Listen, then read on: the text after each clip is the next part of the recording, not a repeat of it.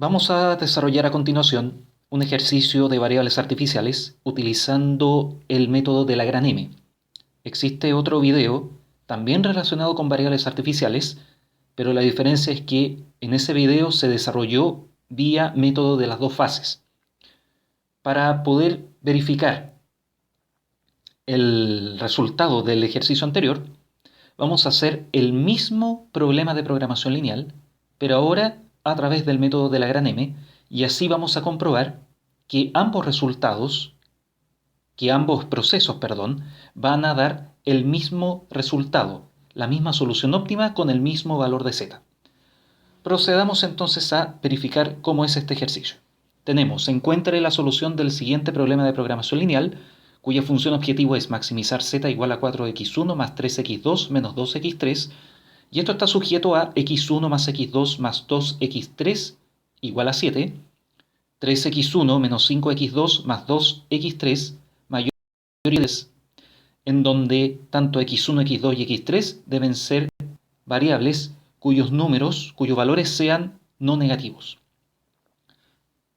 Aquí nosotros vemos claramente que solamente podemos ingresar de manera normal una variable de exceso. No es posible colocar variables de holgura, puesto que ninguna de las restricciones tiene una condición de menor o igual. La variable de exceso, entonces, se coloca en la segunda restricción a través del parámetro x4. Entonces ahí nos aparece menos x4 igual a 10.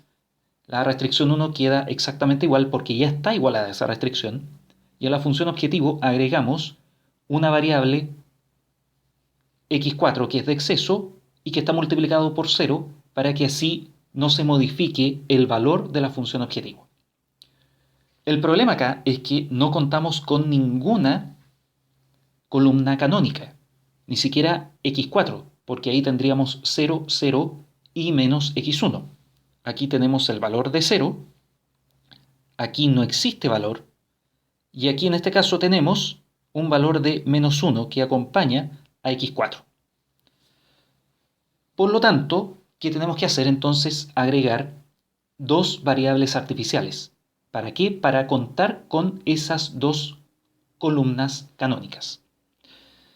En el caso del método de la gran M, nos indica que cuando tenemos una función objetivo de maximizar, las variables i1 e i2 que se van a ingresar van a tener que estar acompañadas cada uno de una letra m. Pero como estamos hablando de maximización, nosotros necesitamos que i1 e i2 simplemente no interfieran en el resultado. Por lo tanto, como m es un valor extremadamente grande, para que no se modifique el resultado por variables artificiales, si tenemos un problema de maximización, nosotros tenemos que simplemente restar las variables artificiales multiplicadas cada uno por m, como nosotros vemos ahora en la función objetivo. Si fuese PPL de minimización, el procedimiento es lo contrario. Es decir, m por i1 y m por i2 tienen que ir sumados a la función objetivo. El i1 va relacionado con la restricción 1. Si ustedes se fijan, aparece sujeto a x1 más x2 más 2x3 más i1 igual a 7. Y el i2 va relacionado con la restricción 2. 3x1 menos 5x2 más 2x3 menos x4 más i2 igual a 10, con todas las variables no negativas. En este momento tenemos 6 variables, tanto básicas, una de exceso y 2 artificiales. Si ustedes se fijan, por ejemplo, para obtener la matriz A, nosotros nos fijamos en los valores que acompañan a la variable x1. En la restricción 1 es 1 y en la restricción 1 es 3. Por lo tanto, la primera columna de la matriz A es simplemente 1 y 3. En el caso de x2, x2 está acompañado aquí por el valor 1 y aquí por el valor menos 5. Por lo tanto, la segunda columna es 1 menos 5. Claramente se observa que el orden que tiene la matriz A es x1, x2, x3, x4, i1 e i2. El i1 porque aquí solamente aparece la restricción 1 y el i2 porque solamente aparece en esta parte. Lo mismo ocurre con el vector de componente C, que hace relación a cada uno de los valores que posee la función objetivo. Es decir, 4, 3, menos 2, 0, menos m y menos m, y el vector b, que es la igualdad en las restricciones, en este caso es 7 y 10, por lo tanto el vector aparece acá mencionado. Esto es importante tenerlo claro, porque a través de las matrices y estos vectores, nosotros podemos en este momento comenzar a diseñar nuestro tableau simplex, recordando que para el caso de los valores que corresponden al vector c, tenemos que multiplicar por menos 1, puesto que para el tableau simplex la función objetivo tiene que estar escrito de la siguiente forma: z menos 4x1 menos 3x cuadrado más 2x3, perdón, x menos 4x1 menos 3x2 más 2x3 más 0x4 más m y 1 más m y 2 igual a 0, como aparece a continuación. Entonces acá tenemos ya todas las matrices, vectores, colocados dentro de nuestro tableau simplex que tenemos aquí, en donde la primera iteración tendría que consistir de las variables básicas, que son y1 y 2, y las variables no básicas, que son el resto de los parámetros. Pero si ustedes se fijan, no tenemos escrito todavía y1 e y2. La razón es muy sencilla. No contamos con una columna canónica, puesto que el m tiene que ser igual a 0, y tampoco contamos con una columna canónica aquí, puesto que también m tiene que ser igual a 0. Entonces, tenemos que desarrollar operaciones filas iniciales. Para que esto sea 0 y esto sea 0, las operaciones filas tienen que ser las siguientes. Primero, a la fila 0 le sumo la 1 por menos m, y a la fila 0 le sumo la 2 por menos m. Entonces, lo que va a quedar, por ejemplo, para esto va a ser 1 por menos m, y menos m más m, aquí me da el valor de 0. Y para el caso de esta, va a ser 1 por menos m más m igual a 0. Pero ojo, no solamente se modifican estos valores de acá, sino que también se modifican los valores desde x1 a x4 de la ecuación número 0, y además también se modifica el valor del segundo miembro. Todos esos van a estar dependiendo también del valor m, que recuerden que el valor m tiende a infinito, porque es demasiado grande. Si nosotros operamos con la primera operación fila, entonces a continuación aparecen los siguientes cambios dentro de la ecuación número 0. Por ejemplo, si yo multiplico menos m por 1, me queda menos m. Y si lo sumo a menos 4, me queda menos 4 menos m. En el caso de este parámetro va a ser lo mismo. 1 por menos m, y sumando me va a quedar menos 3 menos m. Resultado es todo lo que vemos aquí, que está destacado con color rojo la fila de la ecuación número 0. Con ello, tenemos ya la primera columna canónica correspondiente a I1, por lo tanto I1 ya se coloca dentro de esta ecuación número 1. Lo mismo va a ocurrir para el caso de la siguiente operación fila, que es a la fila 0 le sumo la 2 por menos m. Por ejemplo, si nosotros vemos la columna de x1, ¿cómo nos va a quedar este resultado? De la siguiente manera: menos m menos 3m.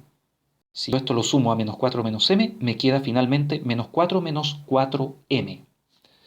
Fíjense, recuerden que también el segundo miembro también se modifica y queda con parámetros de m.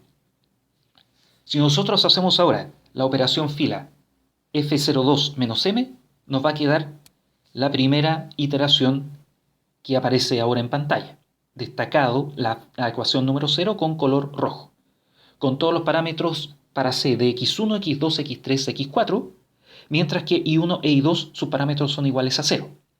Con ello tenemos ya las columnas canónicas tanto para y1 y para y2, y el segundo miembro hasta el momento el valor de z nos da como resultado menos 17m.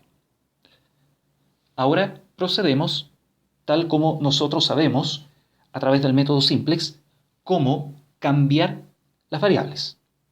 En este caso, La solución es factible, pero no es óptima, puesto que existen dos parámetros que pueden aportar más a la función objetivo, menos 4 menos 4m y menos 2 menos 4m.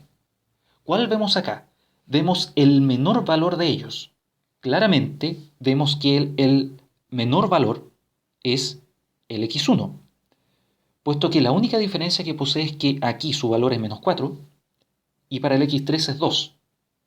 El x2 es positivo, por lo tanto no se considera para este análisis. ¿Eso por qué?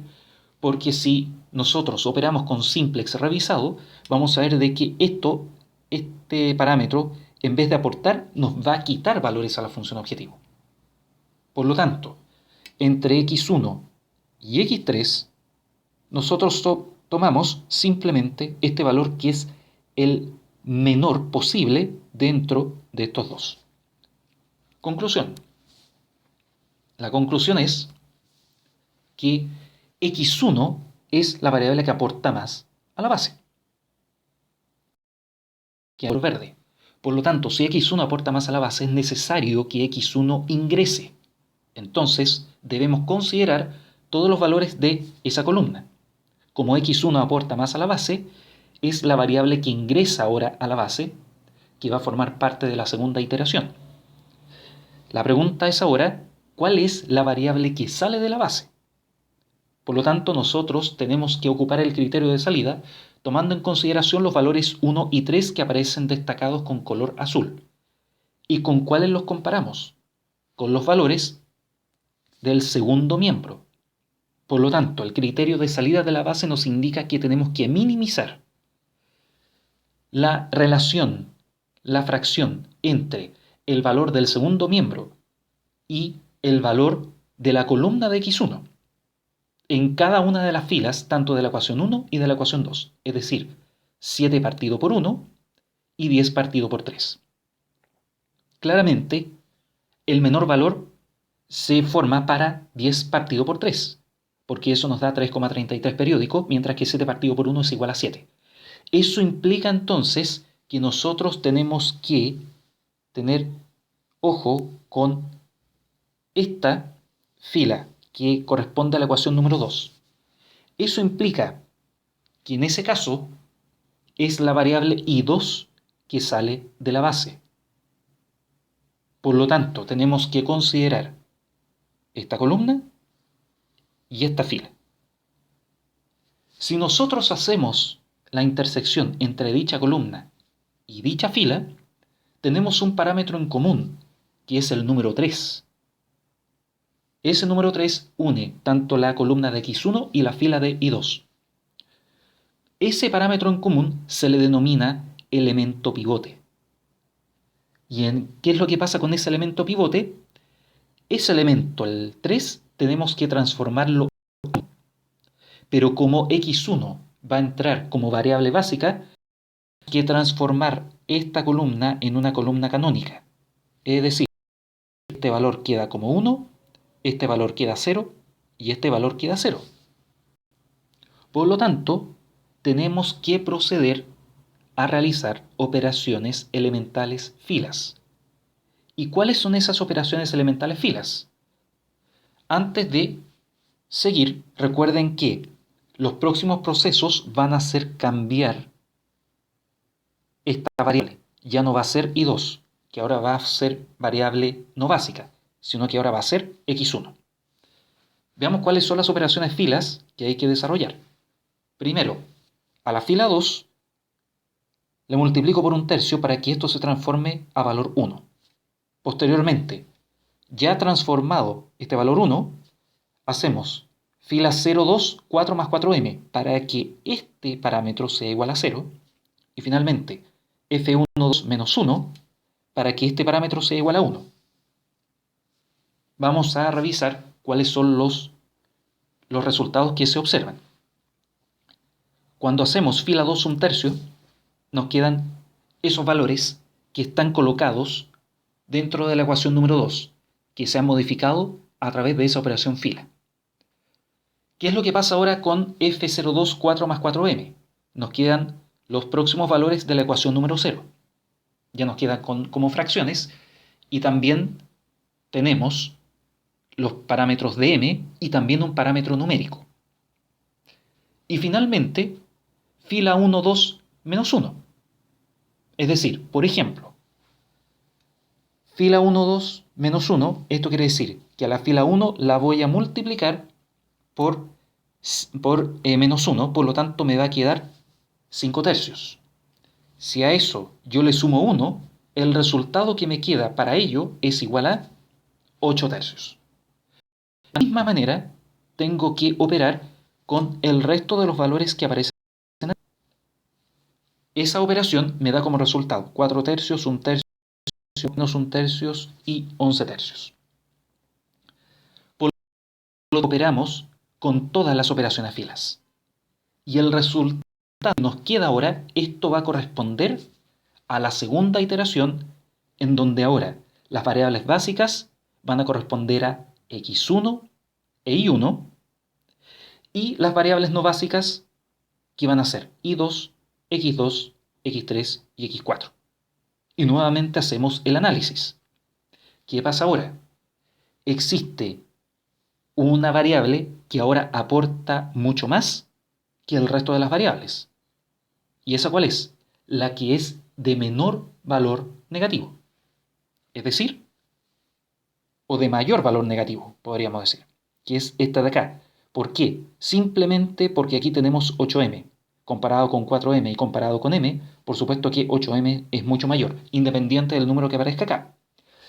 Eso implica entonces que x2 ahora es la variable que aporta más a la base.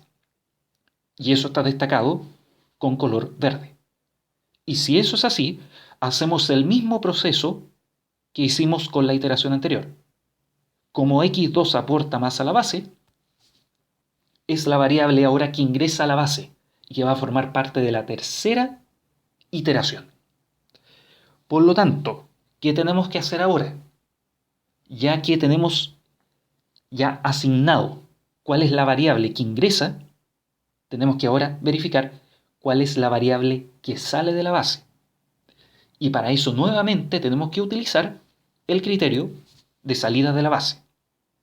Pero si ustedes se fijan, aparece solamente un parámetro a analizar, que es 11 tercios, que aquí aparece, partido por 8 tercios. ¿Por qué no ocupamos el menos 5 tercios entonces? Porque el criterio de salida de la base indica o requiere que el número que aparezca en el denominador solamente deben ser valores positivos. Aquí no pueden ingresarse valores negativos. Por lo tanto, yo no puedo ocupar para analizar el criterio de salida de la base 10 tercios partido por menos 5 tercios porque el resultado es negativo. Y además, porque el denominador por sí es negativo. Por lo tanto, me queda una sola alternativa. 11 octavos, la división entre 11 tercios y 8 tercios. Entonces, yo tengo que considerar esta fila junto con esta columna, es decir, x2 e y1. Si ingresa a la base, por lógica, y1 tiene que salir de la base. Y como entre la fila y la columna destacada existe un parámetro en común que es 8 tercios, el valor 8 tercios es el elemento pivote. Por lo tanto, para que esto sea igual a 1, una de las operaciones filas tiene que ser la siguiente. Fila 1, entre paréntesis 3 octavos, para que esto sea igual a 1. Y una vez que esto se transforme en 1, después, para que esto sea 0, yo voy a tener que sumar 5 tercios. Y para que esto sea 0, yo voy a tener que sumar 29 tercios más 8m tercios. Por lo tanto, teniendo claro esa parte, las operaciones filas son las siguientes. F1 3 octavos, F01 29 tercios más 8m partido por 3 y F21 entre paréntesis 5 partido por 3. Veamos qué sucede.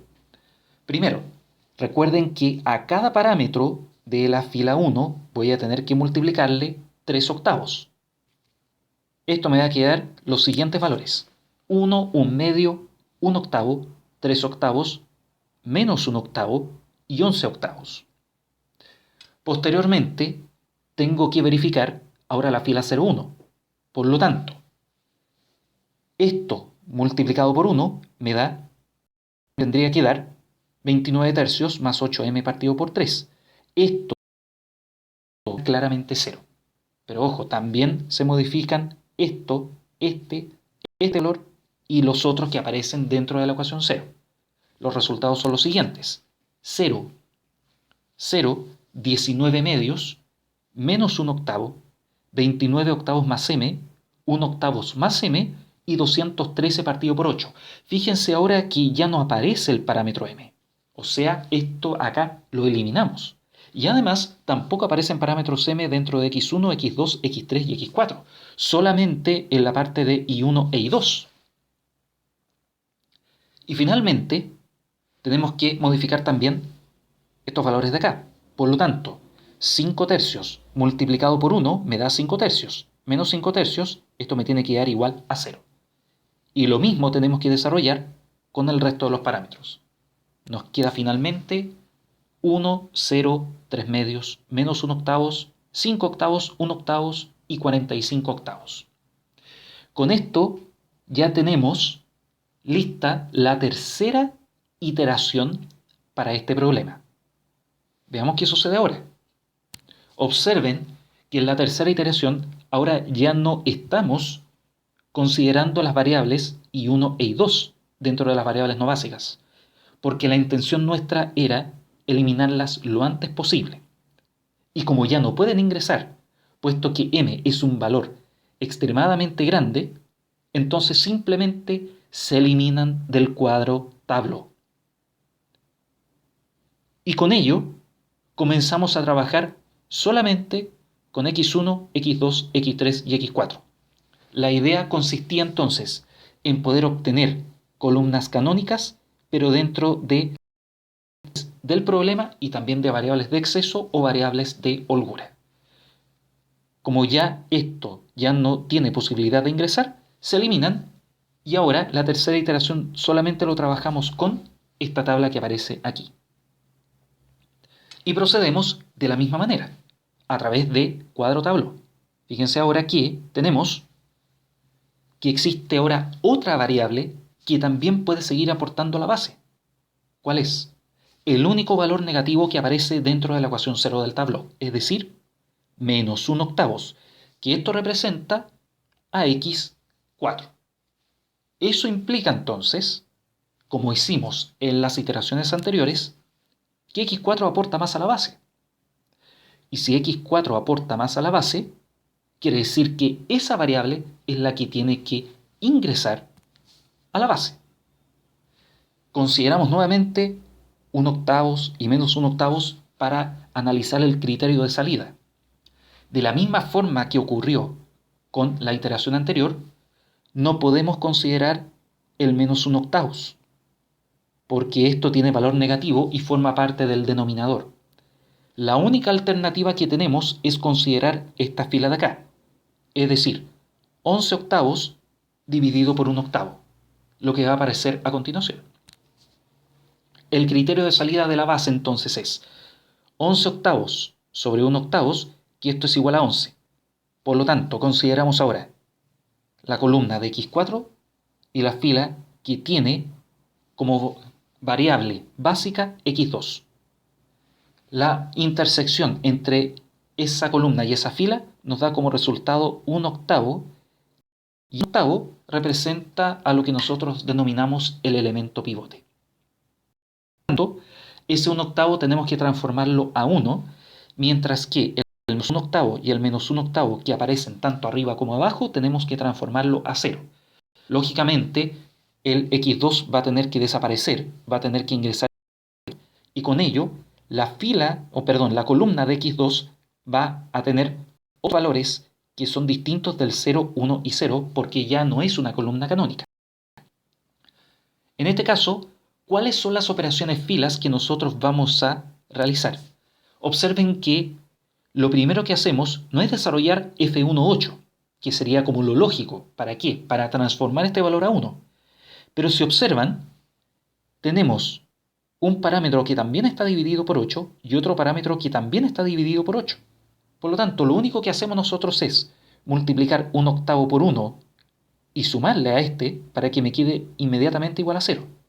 Lo mismo hacemos con este parámetro de abajo. 1/8 por 1 es 1/8, menos 1/8 es igual a 0. Posteriormente, multiplicamos este parámetro por 8 para que su valor quede 1. Veamos cuáles son los resultados de las operaciones filas. Entonces, nuevamente, 1 por 1/8 menos 1/8, 0. Lo mismo tenemos que desarrollar para el resto de los valores. Los resultados son 0, 1, 10, 0 y 28. Recuerden, cada uno de estos parámetros los multiplicamos por 1 y le sumamos al valor que tenía originalmente cada una de esas celdas. Lo mismo hacemos con F211 y los resultados que nos quedan son los siguientes: 1, 1, 2, 0 y 7. 1, 1, 2, 0 y 7. Ahí tenemos los resultados de esta segunda operación fila. Y la última es F18. O sea, ahora multiplicamos cada uno de estos parámetros por 8. Me queda 0, 8, 4, 11. Veamos, comprobemos. 8, 4, 1 y 11. Y si observamos, claramente ni x2 ni x3 pueden aportar más al valor de la función objetivo, puesto que sus valores para el cuadro tablo son positivos. Con ello, entonces, concluimos que aquí contamos con la iteración final. Entonces, esta iteración final indica que x1 y x4 son las variables básicas del problema, mientras que x2 y x3 son las variables no básicas. Como son variables no básicas, sus valores tienen que ser 0 y 0, es decir, x2 es igual a 0 y x3 es igual a 0. En el caso de las variables básicas, x1 es igual a 7, mientras que x4 es igual a 11. Y a su vez, el valor de z, que en este caso estamos buscando el máximo valor, es igual a 28. Conclusión de este problema es que la solución es tanto factible y óptima. Por lo tanto, la solución de este problema es x igual x1, x4 como variables básicas, x2 y x3 como variables no básicas, x1 vale 7, x4 es igual a 11, x2 es 0 y x3 es 0, con un valor máximo de z asterisco igual a 28. Observen que esta solución es exactamente la misma que con el método de las dos fases en un video anterior. Y también las iteraciones también son exactamente las mismas. ¿Cuál es la variable que ingresa y cuál es la variable que sale? Espero que les haya gustado este video y nos vemos en una próxima oportunidad.